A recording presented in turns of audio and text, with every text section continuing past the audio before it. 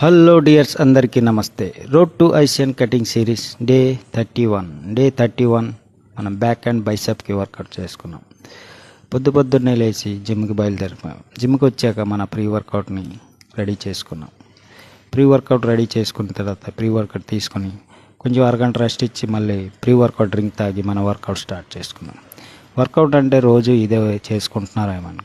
వర్కౌట్లో మన కోచ్ ఏ రకంగా షెడ్యూల్ ఇచ్చారో ఆ రకంగా చేసుకుంటూ వెళ్తున్నాం. రోజుకి మన బాడీ కండిషన్ ఏ రకంగా మారుతుందో మీకే అర్థమవుతుంది. ఏదో వర్కౌట్ చేసాం వెళ్ళిపోయాం కండిషన్ మారిపోతుందని అనుకోకూడదు. ప్రాపర్గా డైట్ అండ్ సప్లిమెంట్స్, రెస్ట్ అన్నీ ప్రాపర్గా ఉంటేనే మన కండిషన్ మారుతుంది. మీరు చూస్తూ ఉన్నారు మన 30 డేస్లో ట్రాన్స్ఫర్మేషన్ ఏ రకంగా ఉంది. మన డైట్ కూడా ఏ రకంగా ఉంటుందో. Diet main. డైట్ని ప్రాపర్గా ఫాలో అయితేనే, చీట్ మీల్ చేయకుండా అప్పుడే మనకు రిజల్ట్ వస్తుంది.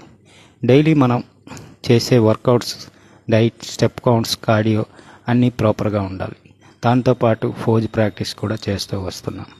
ఫైనల్గా మన బాడీ డే 31కి ఈ రకంగా ఉంది.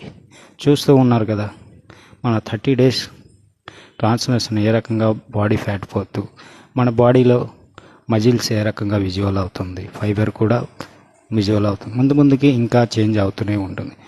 డే 31కి మన బాడీ కండిషన్ ఈ రకంగా ఉంది. మీకు కూడా ఏ రకం అనిపించో కామెంట్ రూపంలో తెలియజేయండి. ఉంటా. Bye, good night.